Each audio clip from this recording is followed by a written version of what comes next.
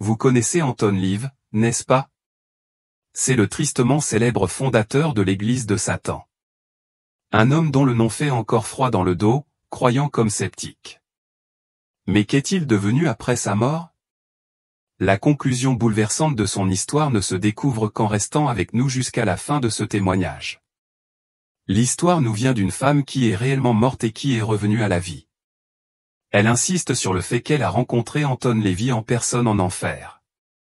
Bien sûr, les écrits de LaVey laissaient entrevoir son désir de descendre aux abysses.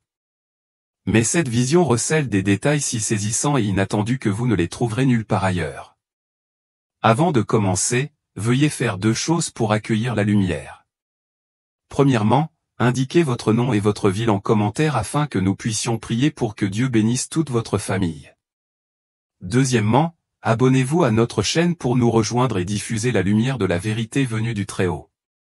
Si vous le pouvez, soutenez-nous via le bouton « Super merci » pour contribuer à cette mission d'éveil des âmes humaines. Nous vous en sommes profondément reconnaissants et nous vous invitons à élever votre cœur vers le Tout-Puissant. Écoutons maintenant ce témoignage. Je m'appelle Kenzo et je suis biologiste et j'ai à cœur la protection de la nature. Dès mon plus jeune âge, j'ai été fasciné par l'équilibre complexe des écosystèmes et par la façon dont chaque créature joue un rôle dans la création divine. Mon travail m'a conduit dans des contrées reculées du monde, étudiant des espèces rares pour assurer leur survie.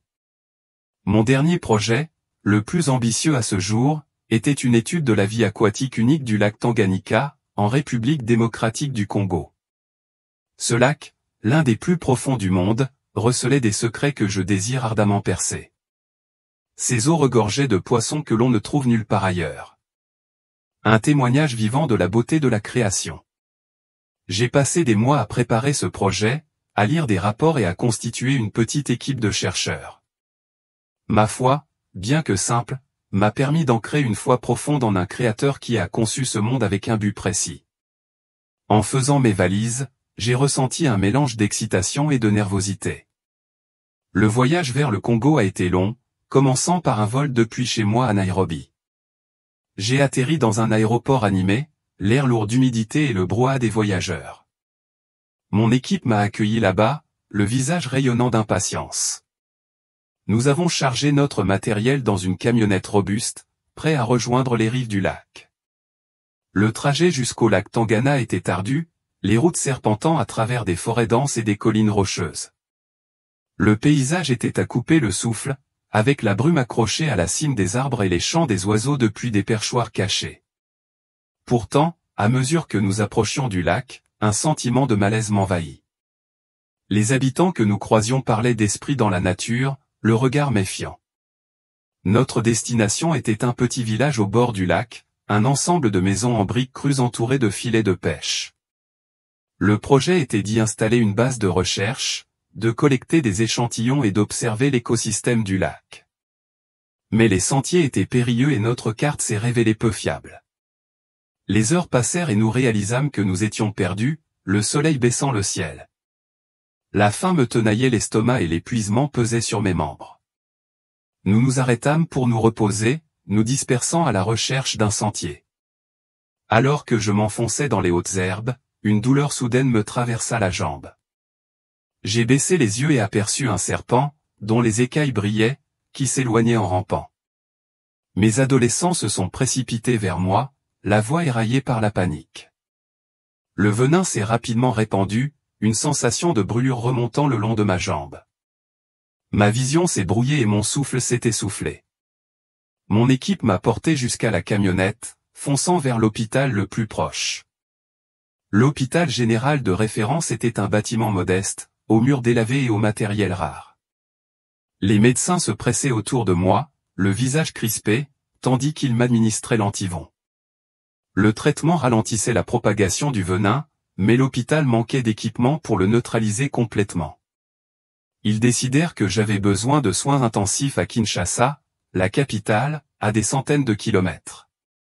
Une ambulance était prête. Sa sirène résonnait faiblement dans ma perte de conscience.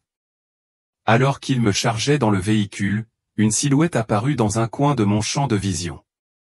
Il était vêtu de blanc, sa forme indistincte, se déplaçant avec une grâce surnaturelle. J'essayais de me concentrer, mais mes forces me manquaient. L'obscurité m'envahissait et je sombrais dans le vide, inconscient du voyage que mon âme allait entreprendre.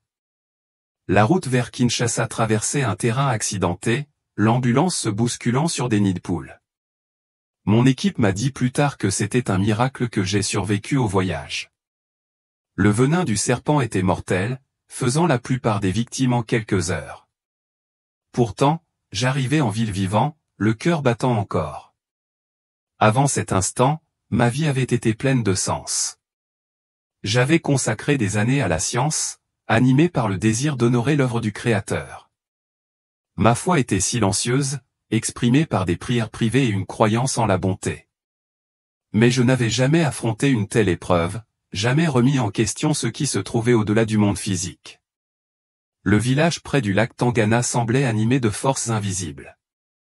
Les avertissements des habitants concernant les esprits persistaient dans mon esprit, rejetés comme superstition. À présent, tandis que mon corps luttait pour survivre, je me demandais s'il y avait du vrai dans leurs paroles. La morsure du serpent était plus qu'un accident. C'était une porte ouverte sur quelque chose de plus grand. À Nairobi, j'avais fréquenté une petite église, chantant des cantiques et inclinant la tête en prière. Ma foi était sincère, mais non mise à l'épreuve, une note de fond dans une vie bien remplie. Je croyais en Dieu, mais je ne l'avais pas cherché avec urgence. Mon travail était mon culte, du moins le croyais-je, une façon de servir sans chercher plus loin. L'hôpital de Kinshasa contrastait fortement avec la clinique du village. Ses couloirs bourdonnaient d'activité, les machines ronronnaient et les médecins se déplaçaient avec précision. Ils travaillaient sans relâche pour me sauver, inconscient du combat qui faisait rage en mon âme. Le venin avait disparu, mais ses effets persistaient, rappelant ma fragilité. Mon équipe est restée à mes côtés, le visage marqué par l'inquiétude. Ils ont parlé du lac, des recherches que nous avions planifiées, mais leurs paroles semblaient lointaines. J'ai senti un changement en moi, un frémissement que je ne pouvais nommer. La silhouette blanche que j'avais aperçue hantait mes pensées. Sa présence était un mystère. Le voyage jusqu'à Kinshasa avait été flou, mais sa signification était claire. J'étais en vie pour une raison, épargné alors que d'autres auraient péri. Les médecins appelaient cela de la chance, mais je sentais qu'un but supérieur était à l'œuvre. Mon âme avait franchi un seuil, et il n'y avait plus de retour en arrière possible. Mon enfance avait été peuplée d'histoires de création, d'un Dieu qui façonnait le monde avec soin. Ces histoires ont façonné mon amour pour la biologie, mon désir de protéger ce qu'il avait créé. Mais j'avais gardé Dieu à distance, me contentant d'une foi superficielle. Maintenant, cette foi allait être mise à l'épreuve. La présence du serpent fut un signal d'alarme, un moment qui dissipa mes illusions. J'étais venu au Congo pour étudier la vie, mais j'allais affronter la mort. La beauté du lac s'estompa dans mon esprit, remplacée par la douleur dans ma jambe, la silhouette blanche, l'obscurité qui m'engloutit. À l'arrivée de l'ambulance à Kinshasa, je restais inconscient, mon corps réduit à l'état de coquille vide. La ville se dressait au loin, ses rues vibrant de vie et de secrets. Je ne le savais pas encore, mais Kinshasa était plus qu'une destination. C'était un champ de bataille. Et j'allais y pénétrer. Mon âme s'est échappée de mon corps, s'élevant au-dessus de l'ambulance. J'ai vu mes adolescents en contrebas, le visage pâle, les mains agrippées au brancard. J'ai crié leur nom, ma voix désespérée, mais elle s'est tue, inaudible dans le monde physique. Une force froide m'a saisi, m'attirant vers le bas avec une force implacable. Le monde se dissolvait dans un tunnel de noirceur tordue, dont les parois étaient vivantes, palpitant comme un cœur qui bat. L'air était chargé de soufre, une odeur de chair en décomposition et de cendres qui étouffait mes sens. Des cris résonnaient, rugissants et incessants, un cœur d'angoisse qui transperçait mon âme. Le tunnel s'étendait à l'infini, son obscurité, une entité vivante, m'attirant dans ses profondeurs. J'atterris dans une vaste caverne, au sol brûlé et craquelé, rougeoyant de veines rouges en fusion. Des flammes jaillissaient autour de moi, leur chaleur me brûlant l'âme, une douleur insupportable. L'odeur était insupportable, un mélange de décomposition et de cheveux brûlés, qui m'enveloppait comme une seconde peau. Des chaînes teintées au loin, leur grincement métallique, rappel constant de la captivité. Des démons rôdaient dans l'immensité, leurs formes grotesques, leurs membres tordus comme des branches, leurs yeux brillants comme des braises, leurs griffes dégoulinantes de malice. Leur rire était un grincement grinçant, un son qui me griffait l'esprit, se moquant des âmes prisonnières du feu. Un démon, au visage à moitié humain, se précipita vers moi, sa voix sifflante, m'accusant d'envahir leur royaume. Les flammes s'écartèrent, révélant des silhouettes se tordant de douleur. Leurs âmes étaient marquées de cicatrices, des entailles suintaient du sang qui grésillait dans le feu, leurs visages tordus par un tourment éternel. Des chaînes les enchaînaient, chacune représentant un péché qu'ils avaient porté de leur vivant, rougeoyant d'accusation. L'air vibrait de leurs cris, un poids de culpabilité déchirant leurs esprits. Les murs de la caverne portaient des marques de griffes, comme si des âmes avaient tenté de s'échapper. Le sol palpitait sous moi, ses fissures s'élargissant, crachant une chaleur qui me brûlait l'âme. Les cris s'amplifiaient, une symphonie de désespoir. Chaque voix était une histoire de regret, de chants ignorés. Je restais figé, le regard du démon fixé sur moi, sa présence une force suffocante. Une porte massive se dressait devant moi, gravée de symboles qui se tordaient comme des serpents. Sa surface était noire, luisante d'un liquide qui coulait comme du sang. Une voix grave et assurée m'incita à avancer, son ton tranchant le chaos. La porte s'ouvrit en grinçant, révélant une salle aux murs lisses et réfléchissants, dont la surface brillait d'une lumière maladive. L'air du hall vibrait de tromperie, une force qui me serrait l'âme. J'avançai, attiré par une force invisible, l'esprit tremblant. Le hall s'ouvrait sur un palais à la grandeur grotesque, avec ses piliers d'os gravés de visages figés par l'agonie. L'odeur était plus âcre, un mélange de soufre et de désespoir, étouffant mes sens. Au centre du palais se dressait un trône d'obsidienne déchiquetée, dont les bords dégoulinaient d'un liquide sombre qui tirait comme du sang.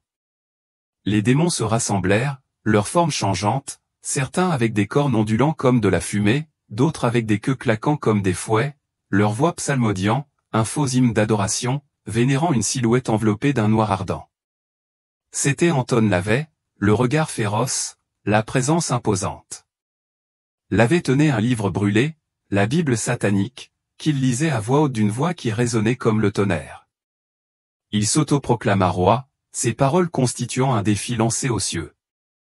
Les démons s'inclinèrent, offrant des présents de feu et d'ombre, leurs flatteries empreintes de mensonges. Une couronne d'épines fut placée sur sa tête, ses pointes faisant jaillir du sang qui grésillait dans l'air. Le palais vibrait au rythme de ses ordres, les démons se glissant dans les ombres pour semer le chaos. Livry, un rire cruel qui résonna, persuadé qu'il régnait sur ce royaume. L'air vibrait de sa fierté, une force qui l'aveuglait. Des chaînes invisibles brillaient faiblement, liant son âme au trône. Leur lien était forgé par ses péchés. La voix parla de nouveau, fendant le chaos. Elle révéla la tromperie de Elle, une marionnette de celui qu'il servait. Les branches du démon se transformèrent en ricanements, leur rire désormais moqueur. Une silhouette massive émergea de l'ombre, sa forme de vide, ses yeux comme des fourneaux jumeaux, sa présence fracassant l'air. La silhouette leva une griffe et le trône de lèvres trembla, son obsidienne craquant, le sang coulant plus vite. Les démons le déchirèrent, déchirant sa robe, leur rire formant une cacophonie de trahison. Son livre brûla, ses pages s'éparpillant, chacune criant les mensonges qu'il avait répandus. La couronne se resserra, ses épines perçant plus profondément, son visage se tordant de douleur. Lavey cria, revendiquant sa royauté, mais sa voix vacilla, faible et creuse. La silhouette siffla, le déclarant son serviteur, et non roi. Les chaînes brillèrent plus intensément, l'entraînant dans un gouffre de flammes vertes, leur lumière maladive et surnaturelle. Les âmes qui l'avaient trompé apparurent, le visage émacié, l'accusant de leur avoir volé leur liberté. Leur voix était un cœur de douleur, chacune une histoire de trahison. Une femme, le corps vacillant, cria que les promesses de Lee avaient enchaîné son âme. Un homme, les mains carbonisées, tendit la main, maudissant les mensonges qui lui avaient volé son éternité. Lévi recula, sa défiance s'effritant, les yeux écarquillés par la prise de conscience. Il me vit, son regard rivé au mien, une lueur de reconnaissance dans sa douleur. Sa voix était rauque, suppliant à travers les flammes, m'exhortant à avertir les autres de l'esclavage de Satan. Sa confession était désespérée, une vérité trop tardive, engloutie par le feu. Les démons se moquèrent de ses paroles, récitant son appel comme une plaisanterie, leur cruauté implacable. La caverne trembla, ses murs tremblants tandis que la voix de Dieu tonnait. Citant Luc 17h12, celui qui fait trébucher les autres sera puni plus sévèrement. Les démons se figèrent, leurs rires s'éteignirent. Les chaînes de lèvres se resserrèrent, les flammes des fosses s'enflammèrent, sa silhouette s'évanouissant dans les flammes. La voix s'adoucit, m'exhortant à avertir les vivants du prix de l'orgueil. Le palais s'effondra. Ses piliers s'écroulant, révélant une caverne désolée marquée de griffes. L'Yves se tenait dans la fosse, le corps brûlé, ses chaînes cliquetant, chaque maillon étant un péché qu'il prêchait. Des démons tournoyaient, leurs formes changeant, leurs yeux brillant de joie.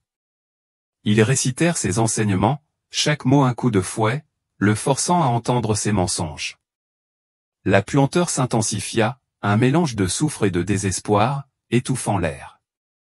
Des cris s'élevèrent, rappel d'un regret éternel. Chaque voix, un avertissement. La chaleur de la caverne était implacable, ses flammes un jugement vivant. Je restais seul, le poids du sort de l'Yves pesant sur moi, un appel à l'action que je ne pouvais ignorer. La vision du tourment de Lévi persistait, miroir des dangers de la tromperie. Son orgueil avait conduit d'innombrables âmes dans cet abîme, et leurs cris résonnaient dans mon esprit. Le rire du démon était un rappel glaçant de leur pouvoir sur les perdus. Mon âme s'agita, consciente de mon propre besoin de vérité, de mon propre chemin à parcourir. La caverne s'éteignit, les cris s'atténuant en un bourdonnement lointain. La présence de l'ange demeurait, un guide constant dans l'obscurité. Ma mission était claire, gravée dans mon âme par les feux que j'avais vus.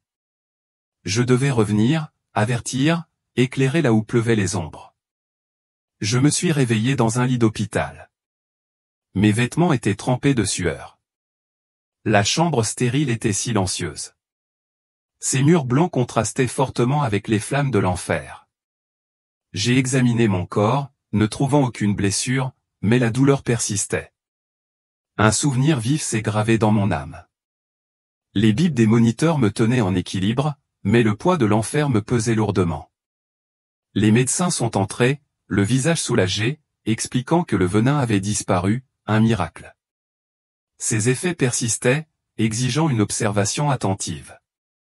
J'ai hoché la tête, l'esprit bouleversé, le cœur me pressant de fuir Kinshasa.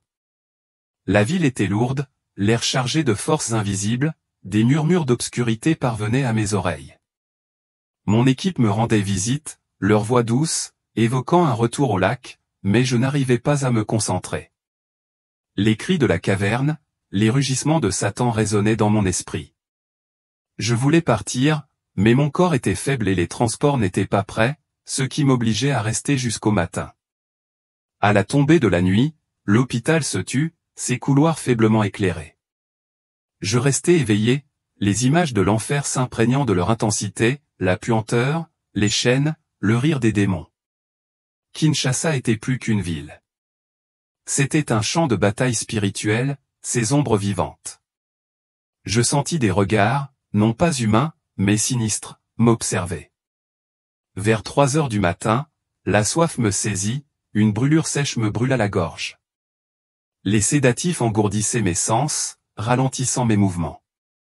Je me levai, me ressaisis et quittai ma chambre pour aller chercher de l'eau. Les couloirs étaient vides, leur silence troublant, amplifiant mon malaise. Arrivé à un escalier aux marches usées, je descendis. Mon pied glissa et je sentis le monde basculer. Avant de toucher le sol, une lumière aveuglante m'enveloppa, dissipant l'obscurité. Mon corps était léger, libéré, comme libéré du poids de la terre. Une silhouette blanche apparut, radieuse, sa présence apaisante. C'était l'ange de ma vision serpentite, désormais clairs, ses yeux emplis d'une intention divine. L'air transportait un parfum de jasmin, pur contre la puanteur de l'enfer. Il m'appelait, et je suivis mon âme attirée par sa lumière. L'ange m'a guidé à travers des visions révélant les vérités de Kinshasa. J'ai vu des rues plongées dans une obscurité spirituelle, où régnait la tromperie. Les gens se déplaçaient comme des ombres, inconscients des forces qui les enchaînaient. La lumière de l'ange perçait l'obscurité, révélant les blessures de la ville, son cœur mis à nu. Nous sommes entrés sur un marché où des vendeurs vendaient sous un mât spirituel. Des démons murmuraient, leurs formes invisibles, semant le mensonge. L'ange m'a montré des hôtels cachés où prospéraient de sombres rituels, une ville plongée dans la bataille. Sa voix était ferme, m'incitant à voir mon rôle dans cette guerre. Les visions se sont déplacées vers des églises où les croyants subissaient des attaques démoniaques. Leurs prières vacillaient, mais les anges sont descendus, les fortifiant. Le Saint-Esprit s'est manifesté, tel un phare dans l'ombre, un espoir pour l'âme de Kinshasa. Ma mission s'est éveillée, un feu s'est allumé en moi. La lumière de l'ange s'est intensifiée, me guidant vers le haut. L'escalier s'est estompé, et je me suis retrouvé en paix, l'âme en paix. Les visions persistaient, un appel à affronter le mal. Je suis retourné à mon corps. L'hôpital était silencieux, mon cœur brûlant de détermination. Les visions de l'ange s'approfondissaient, dévoilant la guerre spirituelle de Kinshasa. Un démon imposant, la principauté de la guerre, planait sur la ville, son ancienne tempête de chaos, ses griffes attisant le conflit. Ses rugissements résonnaient dans le monde entier, une force derrière les guerres, sa présence anéantissant tout espoir. La lumière de l'ange révéla sa puissance, celle d'un maître de la destruction. De plus petits démons, sourds et muets, rampaient dans les rues, leur forme semblable à de la fumée, leurs yeux brillants de malice. Ils entraient dans les maisons, liant langue et oreille, laissant les gens silencieux et isolés. L'ange expliqua leur but, priver Congo de la voix de Dieu, amputer la vérité. Leur murmure était du poison, leur contact une malédiction. Des lacs et des rivières surgirent des démons semblables à des grenouilles, leur corps visqueux dégoulinant de tromperie. D'autres surgirent de la mer, prenant possession des habitants de la terre ferme. Leur promesse de pouvoir attirait les âmes vers les ténèbres. Le Saint-Esprit révéla leur rôle dans la souffrance du Congo. Une vérité brûlante en moi. Les rues de Kinshasa vibraient de ces forces invisibles à la plupart. Les gens marchaient sans se rendre compte des pièges spirituels. Leur vie était entrelacée. L'ange me montra des hôtels secrets où Satan était vénéré. La ville était un bastion de tromperie, ses habitants avaient besoin de lumière. Les visions se déplaçaient vers des églises où la corruption s'installait. Des pasteurs accomplissaient des rituels, souillant les lieux sacrés de sorcellerie. Leurs sermons étaient creux, promettant la facilité, non le repentir, leurs cœurs avides de pouvoir. L'ange condamna leur trahison et m'exhorta à avertir les autres. Dans un village, je vis des sorciers se battre, leur sort ciblant les églises, réduisant au silence le peuple de Dieu. Des démons coordonnaient leurs formes, formant une légion obscure protégeant leur territoire. La présence de l'ange me protégea. Sa lumière, un appel à dénoncer ce mal. J'ai vu une église attaquée. Des croyants se tordant de douleur. Des démons griffant leurs esprits. Des anges descendirent, leur contact les libérant, des écailles tombant de leurs yeux. Le Saint-Esprit accorda la sagesse, une étincelle d'espoir dans les ténèbres, renforçant ma détermination. La principauté de la guerre réapparut. Ses griffes semaient le chaos. Ses rugissements, un défi. La lumière de l'ange tenait bon, révélant ses limites. La puissance de Dieu était plus grande. Kinshasa était un champ de bataille. Son cœur était le prix de ma mission d'éveiller son peuple à la vérité. Les visions m'ont bouleversé. Chacune était un appel à l'action. Les paroles de l'ange résonnaient, me préparant au combat. J'ai juré de rester, d'affronter ces ténèbres. Mon cœur était fixé sur la vérité du Christ. Les rues de la ville s'éteignaient, mais leur poids demeurait, un feu qui éclairait là où les ombres pleuvaient. L'ange est redescendu avec moi en enfer. la caverne réapparut, ses flammes s'enflammèrent. L'odeur de soufre et de décomposition était suffocante. Les cris, un cœur incessant de regret.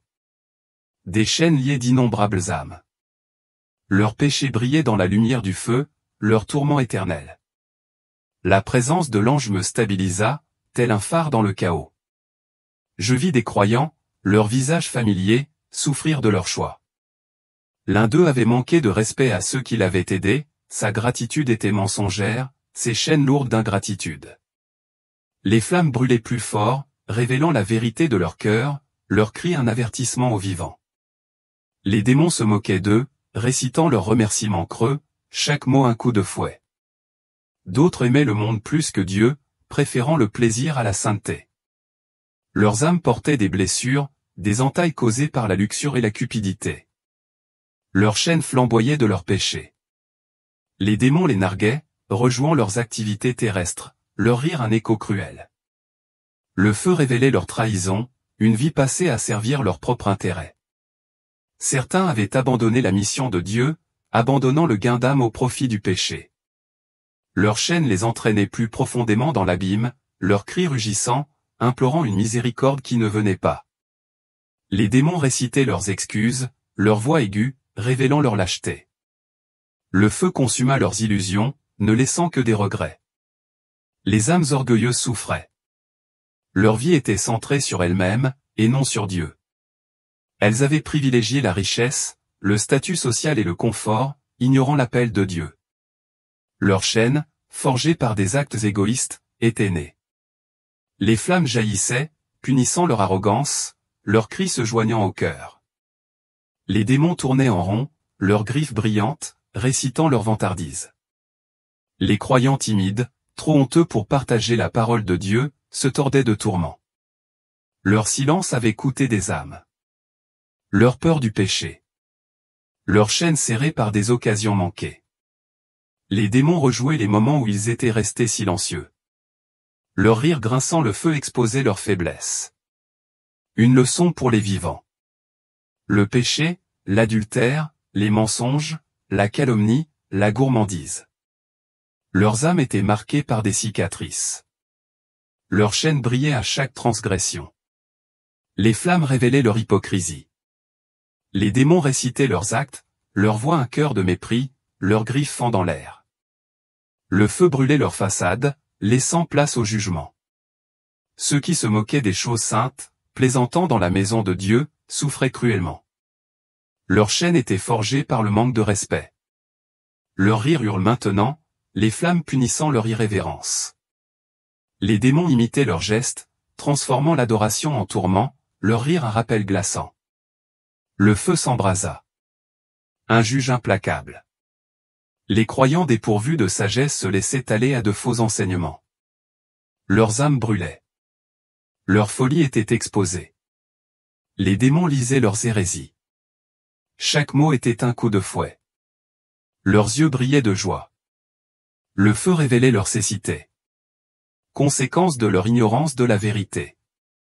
Les cris étaient un avertissement, un appel à rechercher la parole de Dieu. Les trompeurs qui profitaient de la confiance d'autrui étaient enchaînés, leurs péchés gravés dans le feu. Les démons récitaient leurs mensonges, leur rire un cœur grinçant, leurs griffes déchirant leurs âmes. Le feu consumait leur complot, ne laissant que le jugement, leurs cris témoignant de leur chute. La chaleur de la caverne était implacable, son odeur nauséabonde, les cris incessants. Chaque voix était une histoire d'occasions manquées, d'avertissements ignorés, de vies gâchées. La présence de l'ange était mon ancre, un rappel de ma mission d'avertir les autres. Je portais leur tourment en moi, une vérité que je ne pouvais ignorer. La voix m'entraînait plus profondément dans l'abîme, l'air chargé d'une odeur rance, plus lourde qu'avant, comme de la décomposition imprégnée de soufre. Le sol palpitait, ses fissures rougeoyantes, chaque pas me brûlant l'âme. Un vent froid hurla, charriant des cris qui me griffèrent les sens, aigus et implacables. Les chambres autour de moi s'éteignirent, leur éclat s'affaiblissant, tandis qu'une porte massive se dressait devant moi, gravée de symboles tordus qui se tordaient comme des serpents. La voix était ferme mais grave. Voici celui qui a égaré tant de personnes. La porte s'ouvrit en grinçant, révélant une vaste salle aux murs noirs et lisses, reflétant une lumière maladive. L'air miroitait de tromperie, une force vive qui me pressait. J'avançais, attiré par une force invisible. Mon âme tremblait sous le poids de ce qui m'attendait. La salle s'ouvrait sur un palais, à la fois grandiose et grotesque, dont les piliers étaient taillés dans l'os, leur surface gravée de visages figés par l'agonie. Le trône se dressait au centre, imposant, taillé dans une obsidienne déchiquetée, dégoulinant d'un liquide sombre qui tirait comme du sang. L'air était froid, mais me brûlait l'esprit, un paradoxe de tourment. Des démons rôdaient, leurs formes changeantes, certains avec des cornes ondulants comme de la fumée, d'autres avec des yeux rouges et un rire rauque et grinçant. Sur le trône siégeait Antoine, sa silhouette imposante, vêtue d'une robe noire comme la nuit, aux bords effilochés et fumants. Son visage était perçant, ses yeux brillants d'une intensité féroce, comme s'il régnait sur ce royaume.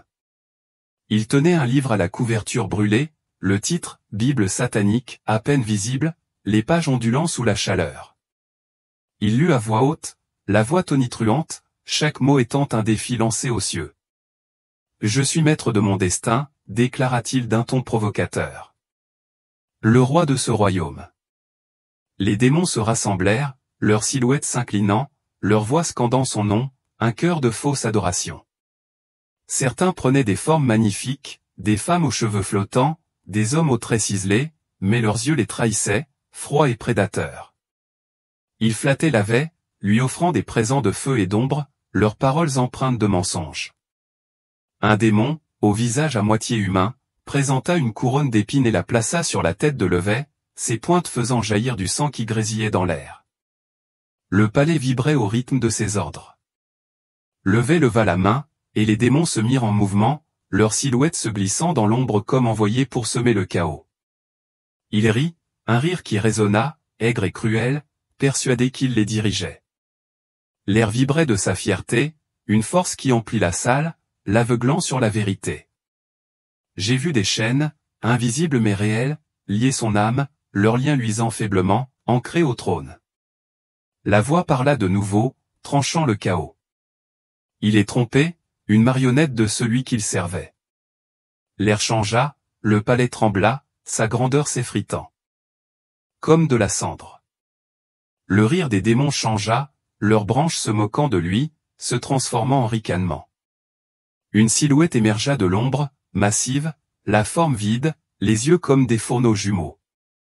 Elle se tenait derrière Lee, sa présence irrésistible, tel un maître tirant les ficelles. La silhouette leva une griffe, et le trône de Lee trembla, son obsidienne craquant, le sang coulant plus vite. Les démons se retournèrent, leur forme grotesque, défigurée, leurs griffes luisantes. Ils s'en prenaient à Lee, déchirant sa robe, leur rire résonnant d'une cacophonie de trahison. Son livre brûla, ses pages s'éparpillant, chacune un cri, témoignage des mensonges qu'il répandait. Sa couronne se crispa, ses épines s'enfonçant plus profondément, son visage se tordant de douleur. Les yeux de Lev s'écarquillèrent, sa voix tremblante. « Je suis leur roi », cria-t-il. Mais ses mots furent faibles et creux. La silhouette derrière lui rit, un rire rauque comme le tonnerre, révélant la vérité. « Mais tu m'as servi », siffla-t-elle d'une voix tranchante, et elle conduisit les âmes à moi. « Maintenant, tu es à moi. » Les chaînes brillèrent plus intensément, se resserrant, tirant Lee du trône dans un puits de feu en contrebas, aux flammes vertes et maladives, comme je n'en avais jamais vu. Le palais s'effondra, ses piliers s'écroulant, révélant une caverne vaste et désolée, aux murs marqués de griffes. La vie se tenait dans la fosse, le corps brûlé, ses chaînes cliquetant, chaque maillon étant un péché qu'il prêchait. Les démons tournoyaient, leurs formes changeantes, certains avec des ailes de cendre, d'autres avec des queues claquant comme des fouets, leurs yeux brillants de joie. Il récitait ses enseignements, chaque mot un coup de fouet, le forçant à entendre les mensonges qu'il répandait. Des âmes apparurent, le visage émacié, le regard accusateur. C'étaient eux qui l'égaraient, leur voix un cœur de douleur. « Tu as promis la liberté », cria l'une d'elles, une femme, la silhouette vacillante. « Tu nous as donné des chaînes. » Un autre, un homme, tendit la main, les mains carbonisées. Tes mots ont volé mon âme. Liv recula, le visage décomposé, sa défiance disparue. Les démons rirent, renvoyant leurs paroles, leurs griffes le déchirant, ses cris se joignant aux leurs. Il me vit, ses yeux se fixant sur les miens, un éclair de reconnaissance. « Dis-leur » implora Théil, sa voix rugissante, perçant les flammes. Satan ne donne aucun pouvoir, seulement l'esclavage. J'étais aveugle, fier, perdu. Ses paroles étaient désespérées. Une confession trop tardive, engloutie par le feu. Les démons se moquaient, leur voix récitant sa supplication, la transformant en plaisanterie. Leur cruauté était implacable. La voix de Dieu tonna, secouant la caverne, sa puissance telle une tempête. Celui qui fait trébucher les autres subira un jugement plus sévère. Luc 17h12. L'air s'apaisa, les démons se figèrent, leurs rires s'éteignirent. Les chaînes de Liv se resserrèrent, les flammes des fosses s'enflammèrent, sa silhouette disparut dans le feu. La voix s'adoucit, douce mais ferme. Voyez le prix de l'orgueil, apprenez et avertissez les vivants. La caverne disparut, l'air changea, les cris revinrent plus faibles. Je restai seul, le poids du destin de Liv pesant sur moi. Son illusion de pouvoir, sa chute en esclavage me brûlait l'esprit, un avertissement du prix de la tromperie. Mais une autre vérité me frappa plus profondément, me blessant profondément. Mon propre cœur n'était pas pur. J'avais servi Dieu, prié pour les autres, et pourtant caché des péchés, petits mais réels, sous le masque de la foi. J'ai revu des moments de ma vie où je me vantais d'avoir vu mes prières exaucées, cherchant la louange plutôt que la gloire de Dieu. Je me suis souvenu de rancune, d'excuses non formulées, d'un cœur empli d'orgueil. J'avais jugé les autres, ma foi était parfois une mise en scène, mon repentir superficiel. L'air devint lourd, le sol chaud, comme si le feu de l'enfer m'attendait aussi. Devais-je renoncer à changer? La voix était claire et assurée. Examine ton cœur, Liam. Vis dans la vérité ou affronte cette fin. La vérité de Matthieu 7h21 résonnait, ceux qui appellent Dieu Seigneur n'entrent pas tous dans son royaume, mais seulement ceux qui font sa volonté. Mon hypocrisie, bien que plus petite que celle de lait, était une graine du même orgueil, un chemin vers les mêmes chaînes si je ne la contrôlais pas. J'ai vu mon frère, le visage adouci par une foi retrouvée, son repentir réel malgré son passé. Il avait affronté la mort, le cœur ouvert, ses péchés mis à nu. J'avais encore du temps, mais j'ai perdu du temps. Ma foi était parfois hésitante, la leçon était gravée dans ma mémoire, le temps est court. La mort est imprévisible, le repentir est urgent. Le destin de Liv était un miroir, révélant les conséquences de l'orgueil et de la tromperie, me poussant à agir. L'air pulsait, les cris un bourdonnement lointain, un appel à choisir différemment. Je fis le vœu de changer, de chercher Dieu pleinement, de me débarrasser de mon masque. La voix persista, me poussant à aller de l'avant, ces mots un guide. Marche dans ma vérité, Liam, et mène les autres à moi. L'image des cavernes persista. Les chaînes du congé sont un avertissement. Mon propre cœur, un champ de bataille. Un appel à vivre correctement avant qu'il ne soit trop tard. L'ange m'a montré le marché de Kinshasa où se tenait Akiya. Sa richesse reposait sur une meute démoniaque. Son étal scintillait de marchandises, son sourire était appliqué, mais son regard était froid, son âme liée. Un démon noir entra dans sa demeure, son ancien vide, ses yeux rougeoyants, tirant une flèche dans son esprit. Elle s'effondra, morte, son âme accaparée par Satan. L'ange lui expliqua son destin. Une vie échangée contre un pouvoir éphémère. Sa richesse dénuée de sens dans l'éternité. Sa demeure s'écroula, ses murs réduits en poussière, son opulence un mensonge.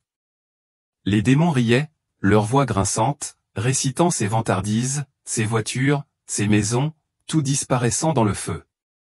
La vision était un avertissement, un appel à ceux qui couraient après de vaines promesses.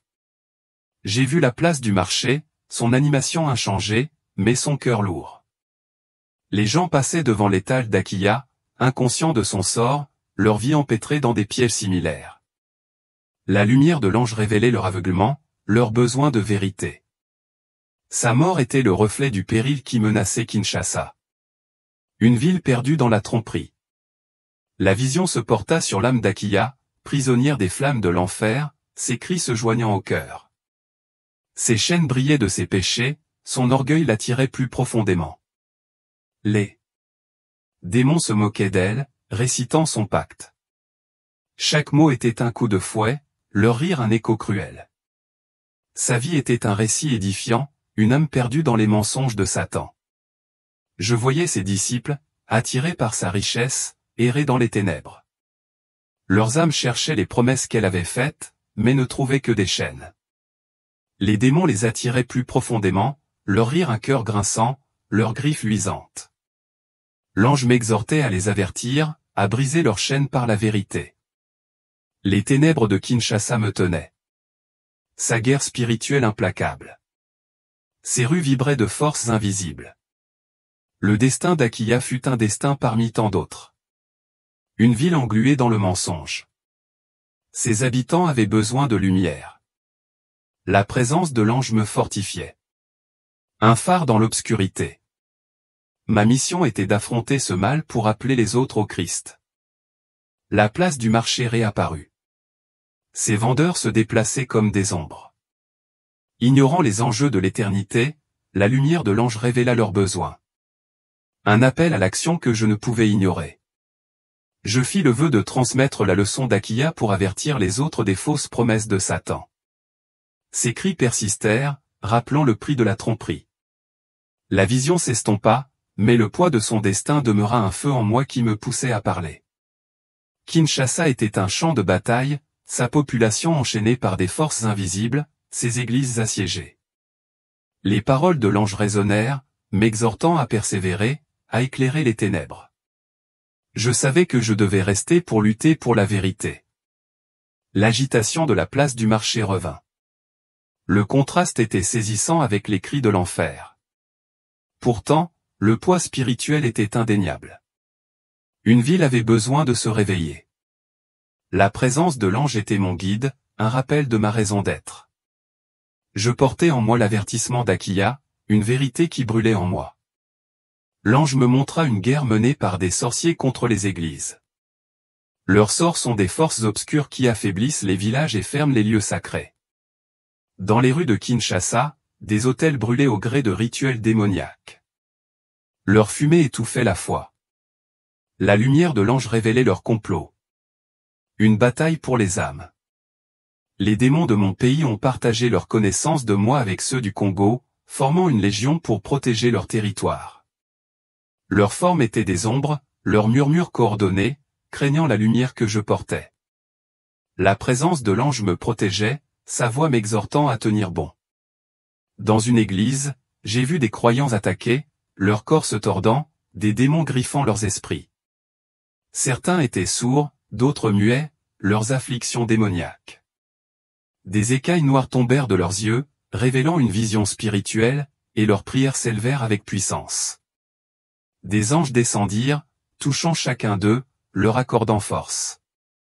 Le Saint-Esprit agit, révélant le don divin de sagesse et de compréhension. L'Église vibrait d'espoir. Les démons fuyaient, leur emprise brisée. L'ange expliqua, c'est la bataille pour l'âme de Kinshasa. Un combat auquel vous devez participer. La vision se déplaça vers des villages où les sorciers jetaient des sorts, leurs autels souillant l'œuvre de Dieu. Les démons riaient, leurs griffes luisantes, mais les croyants priaient, leur foi servant de bouclier. La lumière de l'ange grandissait, un appel à réveiller l'Église, à se dresser contre les ténèbres. La guerre était implacable. Les sorciers, unissant leurs sorts, attendaient sur la ville. Pourtant, la puissance de Dieu était plus grande. Ses anges étaient fidèles, son esprit de feu. Ma mission s'est intensifiée. Un vœu, me battre pour ces âmes afin d'apporter la lumière dans ce combat. L'ange a dévoilé une vision globale montrant des églises souillées par la sorcellerie. Au Congo, des sorciers pratiquaient des rituels sur des autels, leurs sorts polluant les lieux sacrés. Les pasteurs restaient silencieux, le cœur tourné vers la cupidité, leurs sermons vides de repentance. Partout dans le monde, j'ai vu des églises dirigées par des francs-maçons, des sorciers et des satanistes. Leur chair prêchait un évangile dilué. Ils attiraient les foules avec des promesses de facilité, et non de conviction, leur foi étant un piège. L'ange a condamné leur trahison, m'exhortant à les mettre en garde contre leur tromperie. Dans une église, les croyants cherchaient la vérité, leurs prières perçant les ténèbres. Les anges les touchèrent, leur accordant la sagesse, et leurs yeux furent purifiés du mensonge. Le Saint-Esprit révéla leur chemin, un appel à la vraie repentance, un espoir au milieu de la corruption. La vision montrait des villes, leurs églises grandioses mais creuses, leurs dirigeants s'adonnant à leurs propres intérêts plutôt qu'à ceux de Dieu. Les démons murmuraient, leurs mensonges liant les âmes, leur rire un cœur de tromperie. La lumière de l'ange a dévoilé leur manigance, un appel à réveiller les fidèles. L'Église mondiale se trouvait à la croisée des chemins, le cœur divisé. L'ange m'a exhorté à parler, à appeler au renouveau, à rejeter les faux évangiles. Ma mission s'est élargie, un feu pour avertir non seulement le Congo, mais le monde entier du prix de la tromperie. L'ange m'a guidé vers le haut, les feux de l'enfer s'éteignant en contrebas, leur chaleur, un lointain souvenir. L'odeur du soufre se dissipa, remplacée par une brise de pureté. Propre et douce comme une pluie printanière. Mon âme se sentait purifiée. Le poids de mes visions était un fardeau que j'acceptais. Un appel à l'action. Je devais retourner accomplir ma mission à Kinshasa. Je me suis réveillé à l'hôpital, mon corps intact, le venin disparu. Un miracle confirmé par les médecins. Leurs analyses ne montraient aucune trace de poison. Leur visage s'émerveillait de ma guérison. Mon équipe se réjouissait. Leur voix était pleine de soulagement. Mais je savais que mon travail ne faisait que commencer. Les ténèbres de Kinshasa m'appelaient. Une ville en manque de lumière. J'ai choisi de rester pour prêcher contre les forces que j'avais vues. Pour affronter la guerre spirituelle qui faisait rage dans les rues. Kinshasa était un champ de bataille. Ses habitants étaient enchaînés par des chaînes invisibles. Leur vie était enchevêtrée dans la tromperie. Je parlais dans les églises, partageant des visions de l'enfer et du paradis. Mes paroles suscitaient un malaise. Pourtant, je persévérais, confiant dans la promesse de protection de Jésus. Des sorciers de Pointire attaquaient leur sort, une force obscure cherchant à me réduire au silence. Leurs voix murmuraient des menaces. Leurs ombres persistaient près de moi. Leur présence attendait mon âme. Je comptais sur la prière. Ma foi était un bouclier contre leur malice. Mon cœur était ancré dans la vérité divine. L'avertissement de l'ange était clair. Seuls ceux qui étaient spirituellement préparés pouvaient tenir bon dans ce combat. J'ai visité des villages où les gens écoutaient avec un cœur affamé, leurs yeux reflétant l'espoir que j'avais vu au ciel. J'ai partagé le sort d'Akiya, les exhortant à se détourner des faux dieux pour chercher le Christ. Leurs signes de foi ont renforcé ma détermination, une étincelle dans l'obscurité. Malgré l'opposition, j'ai senti la présence de Dieu, un guide constant. Dans une église, j'ai vu des démons fuir tandis que les croyants priaient, leur voix s'élevant avec puissance. Des écailles sont tombées de leurs yeux, leurs esprits libérés par la vérité, une vision de renouveau. Des anges se déplaçaient parmi eux, leur accordant la sagesse, leur contact une bénédiction radieuse. Cet espoir contrastait avec les ombres de Kinshasa, un phare dans la pénombre. Les attaques se firent plus féroces. Des sorciers s'unissaient contre moi, leur sort un assaut implacable. Leurs murmures emplissaient la nuit, leurs ombres une menace constante. Mais je tenais bon. Mes prières étaient mon bouclier, ma foi renforcée par la promesse de Jésus. La protection divine détenait une vérité qu'aucun mal ne pouvait briser. J'ai vu des églises du monde entier, leurs dirigeants trompés par les mensonges de Satan, leur chair offrant la facilité plutôt que la repentance. Elles attiraient les foules avec des promesses de puissance, mais égaraient les âmes. J'ai mis en garde contre elles, appelant à un véritable réveil, ma voix impérieuse, imprégnée des visions que j'avais eues.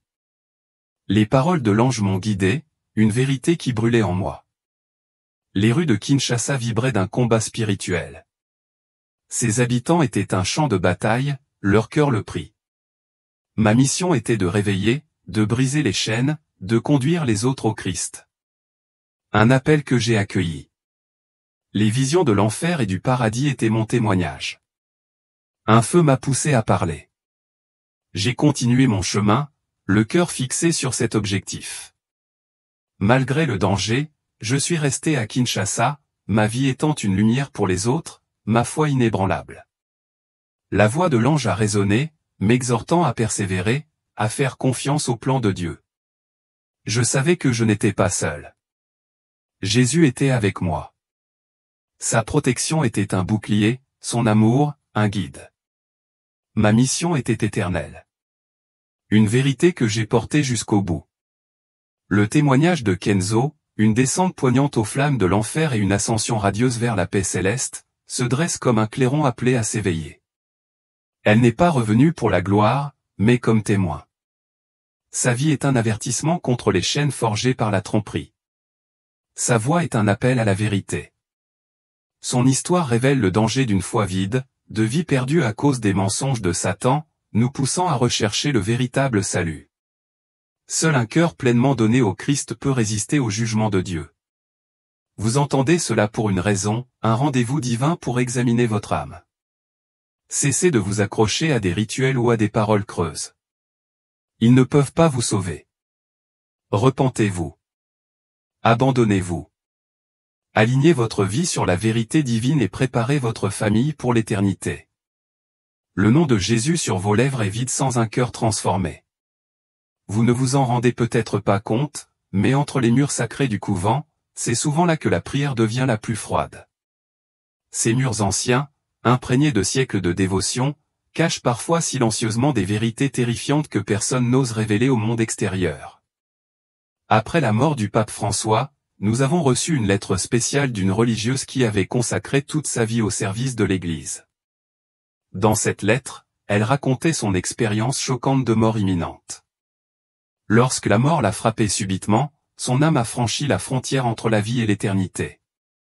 Là, Jésus lui a ouvert les yeux pour constater l'horrible réalité de la véritable condition de l'Église aujourd'hui et, surtout, pour ressentir sa profonde tristesse d'être oubliée au sein même de la maison qui porte son nom. L'Église que vous connaissez reflète-t-elle véritablement la lumière du Christ? Quelles vérités ont été cachées aux fidèles?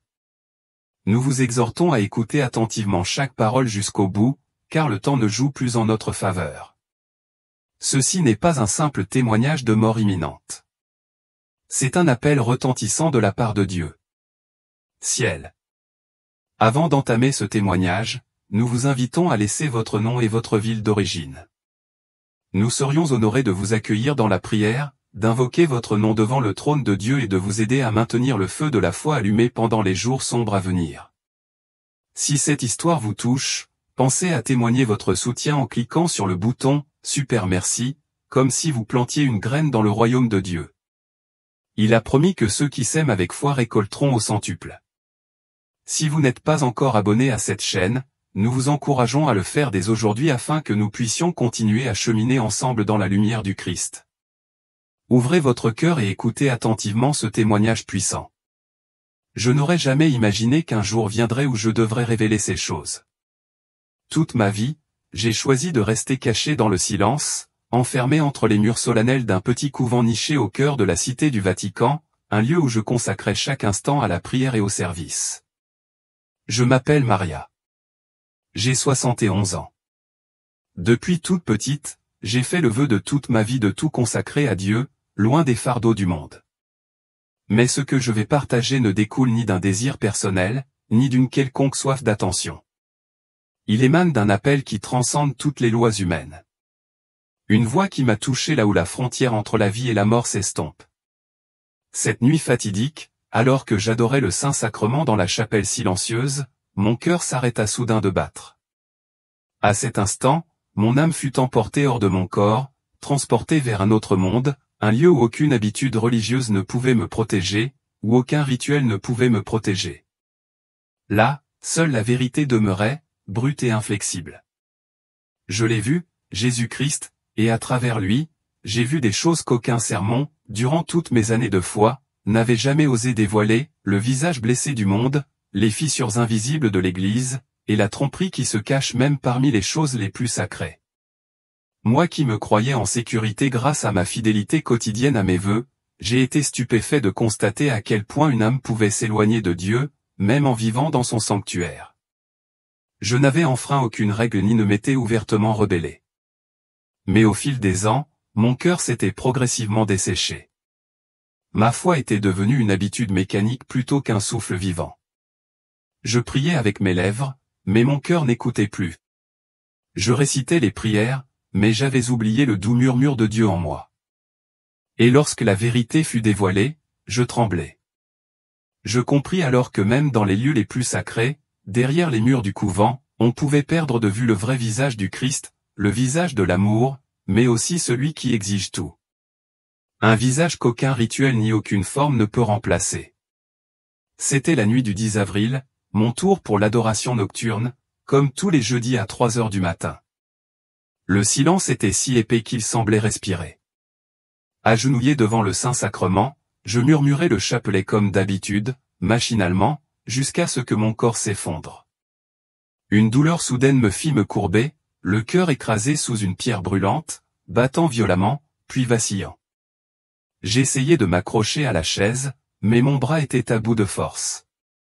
Je tombai au sol en silence. Personne ne m'entendit. Il n'y eut ni cri, ni gémissement, seulement un bruit sourd lorsque mon corps heurta le marbre. Puis l'obscurité tomba. Ce n'était pas l'obscurité familière des yeux clos. C'était plus épais, vivant, une obscurité qui respirait. Dans cette obscurité, je n'avais plus de corps, plus de poids. Je croyais être conscient. J'essayais de prier, mais ma voix ne sortait pas. Les prières se dissolvaient avant même de pouvoir se former.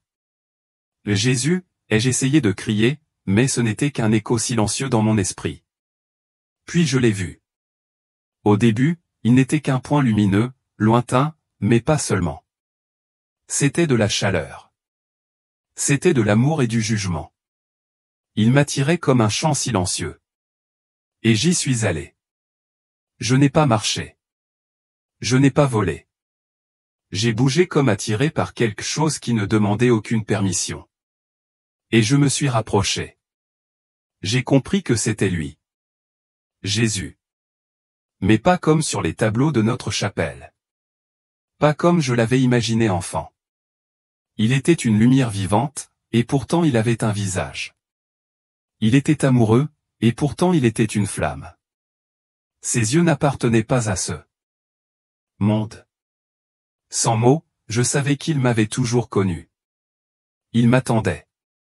Et il me dit seulement, « Maria, maintenant tu vas voir, mais ce que tu verras te changera à jamais. » Tout autour de moi commença à se dissoudre.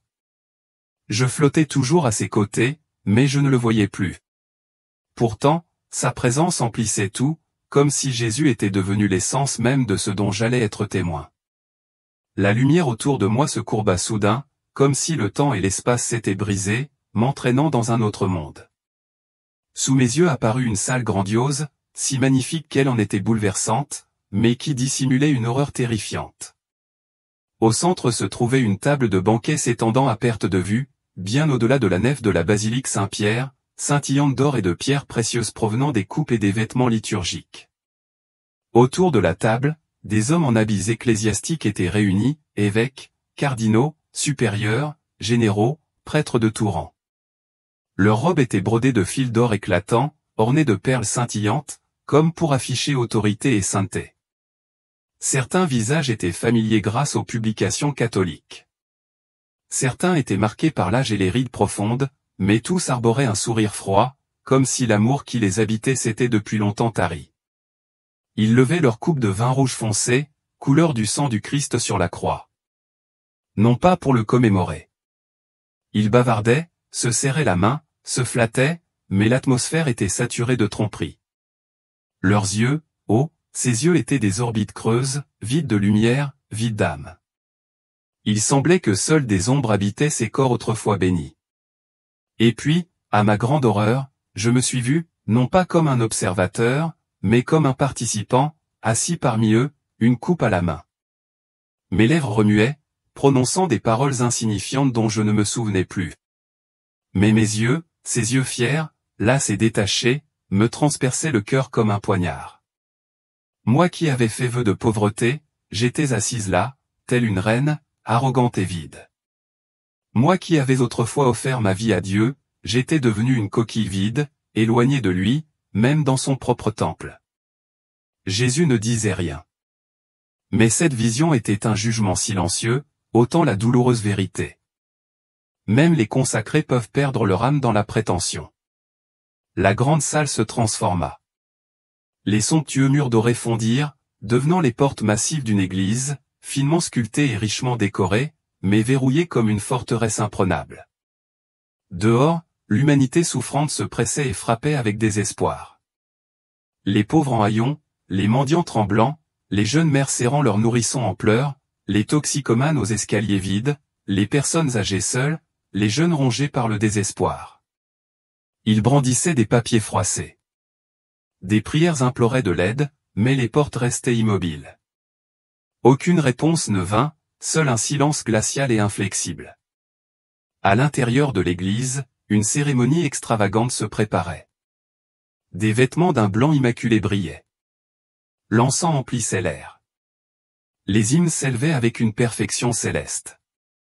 Tout était arrangé pour glorifier Dieu. Mais tout cela n'était qu'une façade. Le cœur des officiants était vide, leurs mains trop propres pour toucher la douleur de l'humanité, leurs yeux détournés des âmes en pleurs au dehors. Parmi eux, je me suis revu, non pas tel que je suis aujourd'hui, mais sous une forme plus terrifiante. Je me tenais là, parlant avec force, citant des doctrines, rayonnant d'autorité, mais intérieurement, je n'avais ni lumière ni Dieu. J'étais un acteur sur une scène sacrée, jouant le rôle d'un serviteur de Dieu, l'ayant pourtant oublié depuis longtemps. Cette vision révélait une vérité brutale. L'Église, même parée de l'apparence de la sainteté, peut devenir une coquille vide lorsque les cœurs cessent d'aimer, lorsque les rituels remplacent la foi et lorsque les portes se ferment devant ceux qui ont le plus besoin de Dieu. Cette hypocrisie n'était pas seulement le péché des autres. Elle m'a averti que, même dans la vie consacrée, je pouvais moi aussi m'égarer, devenant partie prenante du vide qui dévore le corps du Christ. Après avoir été témoin du vide caché sous les cérémonies éclatantes et les portes hermétiquement closes des églises, ma vision s'est tournée vers une scène encore plus cruelle, comme si Jésus voulait dépouiller l'Église de ses blessures les plus profondes. Je me suis retrouvé sur une vaste place où un prêtre, vêtu de vêtements resplendissants, levait les mains pour bénir une foule déchaînée d'applaudissements. Derrière lui, dans le ciel, un immense écran brillait de mille feux, affichant les nobles mots « bienvenue »,« inclusion »,« fraternité ». Il scintillait comme des promesses de salut, mais mon cœur tremblait lorsque la lumière de la vision perça la façade scintillante. L'écran disparut et je fus aspiré dans une pièce secrète, faiblement éclairée, où l'air était chargé d'une odeur d'encre et d'argent. Des tables en ébène étaient recouvertes d'enveloppes, de contrats et de registres échangés par des mains portant des anneaux d'évêques et des chaînes en or. J'ai compris qu'il s'agissait d'un recoin caché du Vatican où des visages autrefois vus lors de cérémonies sacrées négociaient désormais avec des hommes en costumes coûteux, des politiciens, des hommes d'affaires, ceux qui détiennent le destin du monde. Ils riaient, se serraient la main, signaient des accords, mais pas une seule prière n'était prononcée. Pas un seul regard ne se levait vers le ciel. Les paroles saintes autrefois proclamées en chair avaient été déformées, transformées en outils pour masquer ambition et intérêt personnel. L'inclusion n'était plus l'invitation du Christ, mais un slogan utilisé pour s'attirer les faveurs du monde. La scène me fit frémir, mais le pire était encore à venir. La vision me transporta dans une petite chapelle où la faible lumière vacillante des bougies éclairait un autel de pierre froide. Au centre, le Saint-Sacrement était placé dans un calice en robe, rayonnant d'une sainteté fragile. Mais autour, des hommes et des femmes en habits ecclésiastiques se rassemblaient non pas pour prier, mais pour accomplir un étrange devoir, étranger à la vraie foi. Une voix s'éleva, répétant les paroles de la messe, mais chaque syllabe était déformée, comme si une force obscure en inversait le sens. « Seigneur, nous n'avons pas besoin de toi, semblait-elle murmurer, et je réalisai avec horreur qu'à l'intérieur de ce Saint-Sacrement, le Christ n'était plus présent. Le calice contenait désormais un morceau de pain creux, dépourvu d'âme, de vie. C'était une profanation de l'Eucharistie, un péché grave, né d'un faux culte. Quand les cœurs humains abandonnèrent leur intimité avec Dieu, Jésus n'apparut pas. Mais sa voix résonna en moi, douloureuse et pourtant aiguë. Voilà ce qui arrive quand ma maison devient une place de marché. Quand mes paroles sont déformées au service des puissants, quand ma sainteté est sacrifiée à la gloire, j'aurais voulu hurler pour fuir cette vision. Mais elle ne me libérait pas encore. La scène changea à nouveau. Je me retrouvai dans un long couloir bordé d'immenses miroirs reflétant d'innombrables images d'une femme, peut-être moi-même ou quelqu'un ayant un jour consacré sa vie à Dieu. Dans un miroir, elle était une prédicatrice assujettie aux masses. Dans un autre, une mystique vénérée, dans un autre encore, une théologienne érudite, auteure d'épais romans. Mais en y regardant de plus près, aucun miroir ne révélait son vrai visage. Je levai la main et frappai violemment les miroirs, mais le verre se brisa, révélant un vaste vide obscur derrière eux. Ce n'est qu'en m'effondrant à genoux, le visage ruisselant de larmes, que je vis dans le dernier fragment une image différente, le visage du Christ, empli d'amour, mais empreint de sévérité. Je compris qu'à force d'habitude et d'obéissance aveugle, je l'avais perdu de vue. Ma vocation même. Une voix grave s'est exprimée, non pour condamner, mais pour réveiller. Maria, je te montre ceci, non pour te détruire, mais pour t'aider à comprendre. Quand le cœur s'assèche, la mission devient une performance. Quand l'habitude n'est plus qu'une coquille vide, ma maison devient une arène de pouvoir et le Saint-Sacrement un symbole creux. La douleur de cette vérité a brûlé ma conscience comme un feu. Je ne pouvais fermer les yeux, car j'avais moi aussi contribué à ce déclin par le silence, par des prières sans âme, par l'habitude qui étouffait l'amour. La vision s'estompa lentement comme un feu se retirant dans l'obscurité. À cet instant, pour la première fois en 6 décennies de vie silencieuse au couvent, je poussai un cri rauque et angoissé, du plus profond de mon âme. Pourtant, personne ne m'entendit, sauf Jésus, qui attendait toujours que je confronte la vérité et la révèle à la lumière. Après avoir vu les portes de l'Église se refermer hermétiquement sur l'humanité souffrante, mon âme fut attirée vers un royaume encore plus profond, comme si la lumière divine me poussait à affronter les blessures cachées de l'Église. Non pas les scandales retentissants qui faisaient la une des journaux, mais le déclin silencieux caché derrière des prières sèches, derrière les magnifiques murs de la cathédrale, où la voix de Dieu était étouffée par la routine et la complaisance. Je me suis retrouvé à l'intérieur d'une église majestueuse, son dôme vertigineux s'élevant vers le ciel, ses peintures saintes scintillant d'or et ses bougies projetant leur lueur d'espoir. Pourtant, l'air était glacial, non pas à cause de la froideur du marbre, mais d'un vide invisible, de l'absence d'amour et de foi. Les bancs étaient remplis de fidèles, mais ils n'étaient pas vraiment présents. Certains marmonnaient des prières machinalement, d'autres regardaient leur montre, et beaucoup laissaient leur esprit vagabonder. Le prêtre à l'autel, vêtu de vêtements aux broderies complexes, leva les mains en signe de bénédiction, mais ses gestes étaient raides, comme un ouvrier répétant machinalement une longue et pénible tâche. Ses paroles résonnèrent dans l'espace, mais ne touchèrent aucun cœur, pas même le sien. Soudain, le décor changea. L'église n'était plus un lieu de culte, mais une scène, un embrasement de lumière. Des caméras filaient, capturant chaque instant de la liturgie. Les chœurs chantaient avec une perfection éprouvée. Des enfants en vêtements blancs étaient soigneusement disposés, formant un tableau religieux impeccable. Mais au cœur de la communauté, il n'y avait pas de Dieu. Seule l'obsession des apparences, avec des images diffusées sur les écrans sous les applaudissements de la foule, imposait de se faire remarquer. Jésus, présent dans l'Eucharistie sur l'autel, était abandonné à la solitude. Je ressentais sa douleur comme un poignard dans ma poitrine. Son corps était soulevé, mais personne ne le voyait vraiment. Il était là, mais traité comme invisible. Puis une vision plus terrifiante apparut. Une petite fissure apparut sur le mur du sanctuaire, comme si les fondations mêmes de l'église se fracassaient.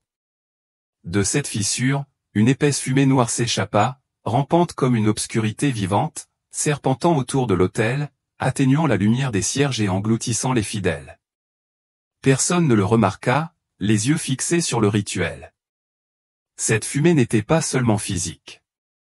Elle symbolisait la séparation d'avec le Saint-Esprit. Des prières qui ne montaient plus au ciel. À cet instant terrifiant, l'Eucharistie sur l'autel disparut silencieusement, comme si l'hostie consacrée n'avait jamais vraiment été son corps. J'ai alors compris que ce n'était pas Dieu qui les avait abandonnés, mais qu'aucun cœur n'était assez pur pour l'accueillir. La vision s'est déplacée vers une pièce close, non pas un sanctuaire, mais un espace somptueux agrémenté de fauteuils en cuir et d'un éclairage tamisé. Là, clercs et personnalités laïques, hommes politiques et hommes d'affaires se réunissaient. Ils riaient, échangeaient d'épais documents et signaient des accords affectant des millions d'âmes. Il n'y eut aucune prière, aucun moment pour invoquer le Saint-Esprit. Seulement de froids calculs, de faux sourires et des poignées de main masquant des ambitions cachées. Un évêque, son anneau d'or étincelant, signa un document et reçut les félicitations de l'homme à ses côtés. Mais cette bénédiction était creuse, tel un rituel sans âme, dépourvu de lumière divine.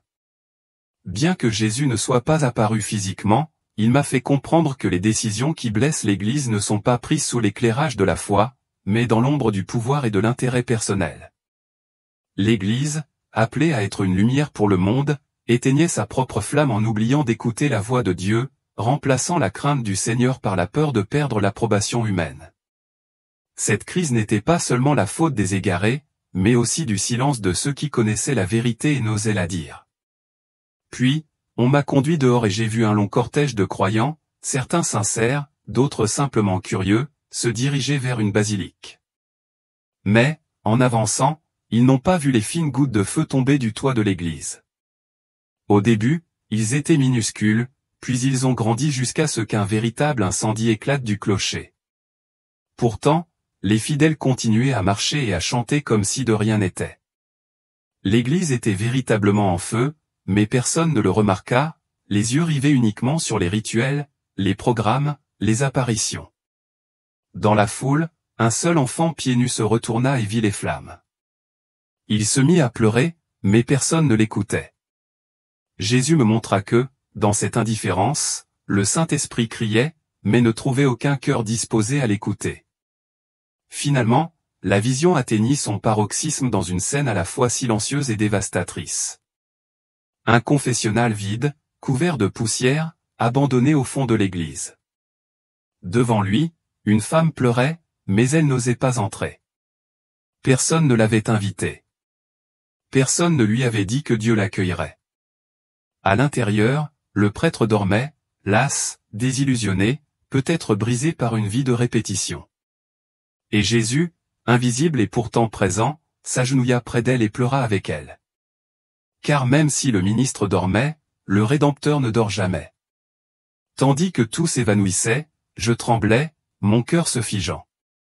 Je m'agenouillais, incertaine d'être encore dans la vision ou d'avoir repris mes esprits. Mais une chose était sûre, ce que j'avais vu brûlait plus intensément que n'importe quel feu. Je n'avais pas le temps de me calmer. La vision changea à nouveau, comme si quelqu'un m'avait arraché au centre de l'église en flammes et m'avait jeté au cœur du monde brisé. Plus de colonnes de marbre ni d'autels dorés. Il n'y avait plus que des rues poussiéreuses. Des ruelles encombrées de détritus, une épaisse odeur de fumée et de sueur. Je me trouvais dans une ville que je ne reconnaissais pas, même si j'en avais aperçu des bribes dans des reportages muets et des articles que personne ne prenait la peine d'écouter. Le ciel était gris, lourd de cendres. Autour de moi, une humanité blessée se traînait. Des hommes aux yeux creux, portant des sacs vides. Des femmes, leurs jeunes enfants attachés sur la poitrine, cherchaient de l'eau dans des seaux sales. Des enfants au visage poussiéreux couraient pieds nus dans les décombres, tels des ombres que personne ne voulait voir. Puis les images devinrent plus violentes. J'ai vu un champ de bataille, non pas antique, mais moderne et impitoyable. Une explosion a éclaté à quelques mètres de là, et les corps sont tombés comme des marionnettes brisées. Il n'y avait ni drapeau, ni cause, seulement des hommes qui s'entretuaient, le regard empli de terreur. J'ai vu un jeune soldat, les mains couvertes de sang, tremblant derrière un mur en ruine. Il n'était ni méchant, ni cruel, juste vide. Poussé dans une situation qu'il ne comprenait pas, Jésus ne dit rien, mais la douleur dans ma poitrine était la sienne. Ce n'était pas seulement les bombes qui tuaient, mais l'indifférence qui rendait le meurtre acceptable. Puis j'ai été emmené dans les bidonvilles les plus pauvres de la planète. Des cabanes en tôle, des égouts à ciel ouvert, des enfants nés et élevés dans la faim et la peur. J'ai vu une mère se servir de son corps pour protéger ses 3 enfants d'une pluie brûlante comme de l'acide. Ses yeux se levaient vers Dieu, comme si les prières pouvaient encore atteindre cet endroit au milieu des rats et de la rouille. J'ai vu des personnes âgées abandonnées dans des hôpitaux en ruine, le regard perdu dans le vide, à la recherche d'un visage familier qui ne reviendrait jamais. J'ai vu le désespoir dans les écoles fermées, les files d'attente interminables au centre de distribution alimentaire, les lits sans couverture et les mains tendues sans rien recevoir. Puis j'ai vu l'autre face du même monde. Des gratte-ciel scintillants, des banques vitrées, des voitures de luxe, des hommes en costume riant devant des assiettes en porcelaine tandis que des enfants mouraient de soif dehors. Le contraste était insoutenable. Une petite fille s'est effondrée juste devant la porte d'un restaurant. Pourtant, le serveur l'a enjambée pour apporter du vin à une table, et personne ne s'est retourné pour regarder. À cet instant, j'ai compris que ce n'était pas seulement le mal qui tourmentait le monde, mais la froideur des cœurs humains, l'absence de l'autre dans nos regards, la mort de la compassion. Et au bout de toute cette douleur, j'ai vu une croix, ni glorieuse, ni dorée, mais brisée. Elle était plantée dans le ciment d'un bidonville, entourée de bouteilles brisées et de graffitis. Jésus était là, assis par terre, la tête baissée au milieu des décombres du monde. Personne ne s'arrêtait pour le regarder, mais il attendait. Alors que je croyais ne plus pouvoir supporter le spectacle d'une telle souffrance, alors que la dévastation du monde s'infiltrait dans mes os comme un froid éternel, quelque chose d'inattendu se produisit. La lumière qui m'avait autrefois guidé à travers les ténèbres revint, non plus aveuglante comme un jugement, mais douce comme une caresse. Elle m'enveloppa d'une chaleur qui ne venait pas du feu, mais de la miséricorde. J'entendis de nouveau la voix de Jésus en moi, non pas solennelle, mais comme celle d'un frère aîné qui murmurait, « Vois maintenant ce qui me réconforte encore. » Devant mes yeux se dressait une humble maison en briques brutes, dont le toit semblait prêt à s'effondrer à chaque averse.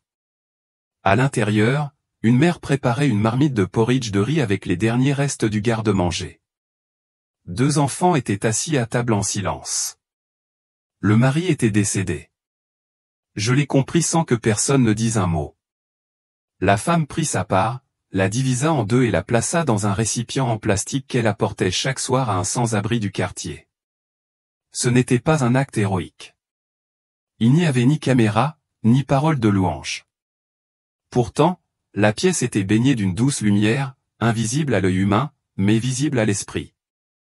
Jésus m'a fait comprendre que chaque petit acte de charité, chaque geste accompli discrètement avec un amour pur laisse une trace éternelle, telle une flamme vive. Puis j'ai vu un homme assis près d'une tombe, le visage marqué de rides profondes, les mains serrées contre sa poitrine.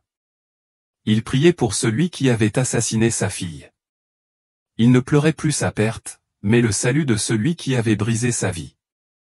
J'ai entendu une prière tremblante s'élever de ses lèvres, « Seigneur, je t'en prie, ne laisse pas son âme se perdre. » À cet instant, une lumière jaillit du sol. Et j'ai compris que le véritable pardon, celui qui jaillit d'une blessure non cicatrisée, a le pouvoir d'ébranler le ciel lui-même. Le plus grand amour, disait Jésus, est celui qui continue d'aimer même trahi. Puis j'ai vu des scènes plus petites, tout aussi sacrées. Un enfant priant chaque matin pour ses parents divorcés. Une jeune infirmière restant 10 minutes de plus chaque soir pour parler aux patients les plus seuls. Un vieux prêtre oublié offrant ses souffrances quotidiennes aux jeunes perdus dans la nuit. Chacun de ces gestes, aussi infimes soient-ils, envoyait des ondes de lumière à travers le monde spirituel, telles des ondulations à la surface de l'eau, touchant l'invisible. Chaque sourire offert à un cœur en peine. Chaque mot gentil adressé à quelqu'un au bord du gouffre. Chaque silence, accueilli avec humilité plutôt qu'avec colère, devenait une prière vivante. Jésus m'a montré une femme atteinte d'une maladie incurable qui, au lieu de demander pitié, bénissait tous ceux qui lui rendaient visite, offrant sa douleur quotidienne avec un visage serein. J'ai vu deux frères se disputer un héritage, mais l'un d'eux, les larmes aux yeux, s'est rendu et a embrassé l'autre en disant « Rien n'est plus précieux que notre lien ». Et dans ce geste, l'enfer qui les séparait disparut.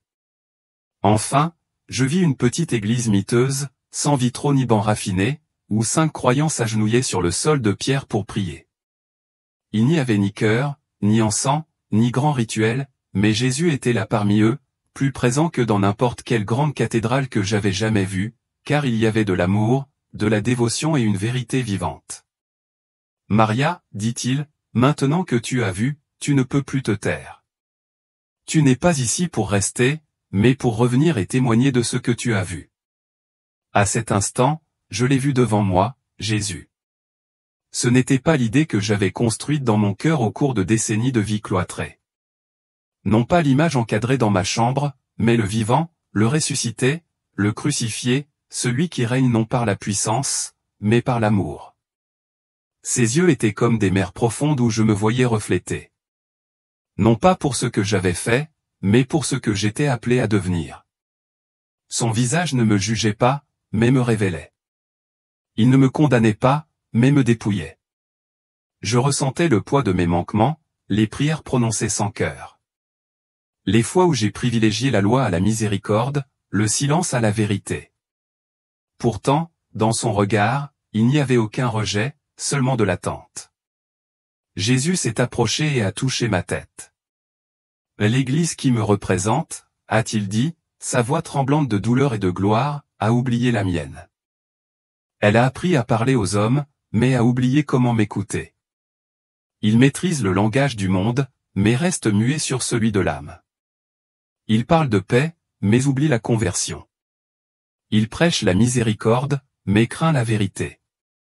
Il n'y a plus de crainte du Seigneur, car on craint de perdre son approbation. Mais je n'ai jamais demandé d'applaudissements. Je demande la loyauté. » J'ai senti ces mots transpercer ma conscience comme des lames de lumière. Jésus n'a pas crié, mais chaque syllabe était un feu. Il me montra à nouveau la terre, cette fois non détruite, non souffrante, mais suspendue comme si tout était encore possible. Puis son regard se posa à nouveau sur moi. « Tu reviendras et tu raconteras ce que tu as vu. Ne cherche pas l'approbation. Ne cherche pas la protection. Parle avec amour. Mais ne te tais pas par peur. Les réveiller sera difficile. Mais c'est pour cela que je t'envoie. » À cet instant, j'ai compris que mon retour n'était pas seulement une grâce pour moi, mais un appel pour beaucoup d'autres. Mon cœur a tremblé.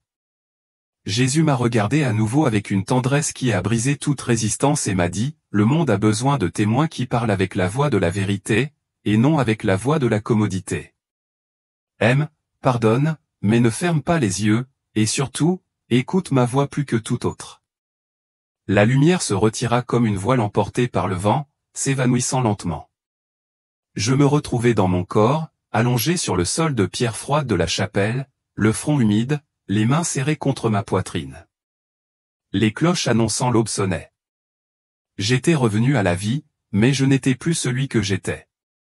Depuis, je n'ai plus pu me taire. J'ai commencé à écrire ces mots, non pas pour être entendu, mais pour que ceux qui les lisent ouvrent les yeux. Dieu ne parle pas par la voix des puissants, mais par celle des humbles. N'attendez pas la mort pour comprendre ce que vous avez ignoré. La tromperie est subtile, mais l'amour est plus fort.